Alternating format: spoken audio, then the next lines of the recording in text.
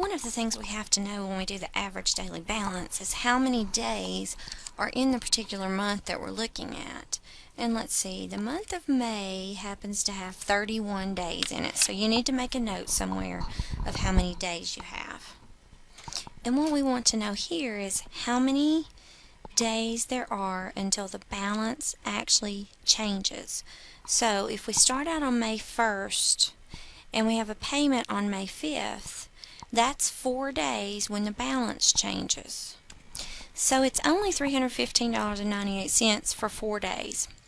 You make a payment on May 5th of $125. That brings your balance down to $190.98. And it stays that way until the 20th. So it stays that way for 15 days. Now on the 20th you make a purchase. So $190.98 plus $45.75 is actually equal to $236.73. And we stay that way until the remainder of the month. So 20 to the 31st is 11 days. So we stay that way until the 31st of the month for 11 days.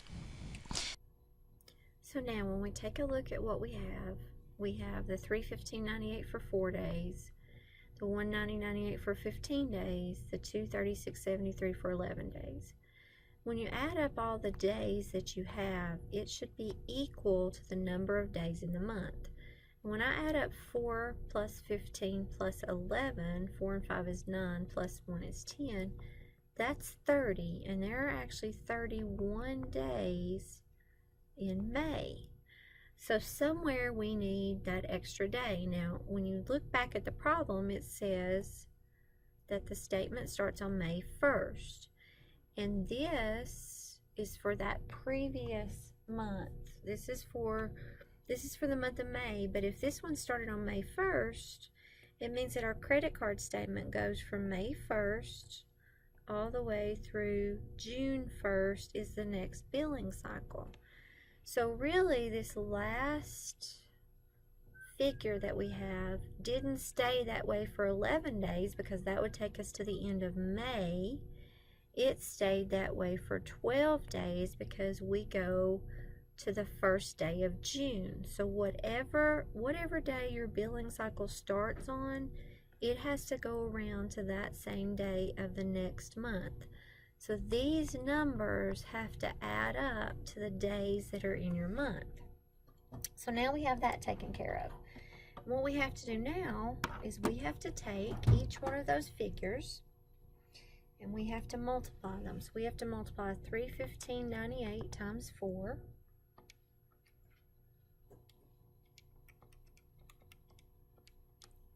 And we get this figure. And we have to multiply 190.98 times 15. And we get this figure. And we have to do 236.73 times 12.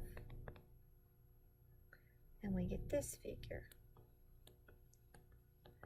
Now remember, when you take an average, you add everything up and you divide by the total that you have. So we're going to add all these up.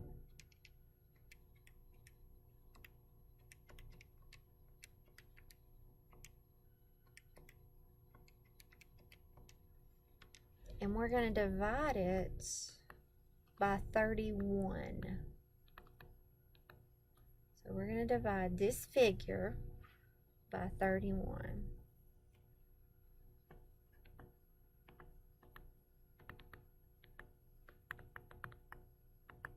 So when I hit divided by 31, that's the number of days, I get 224.82.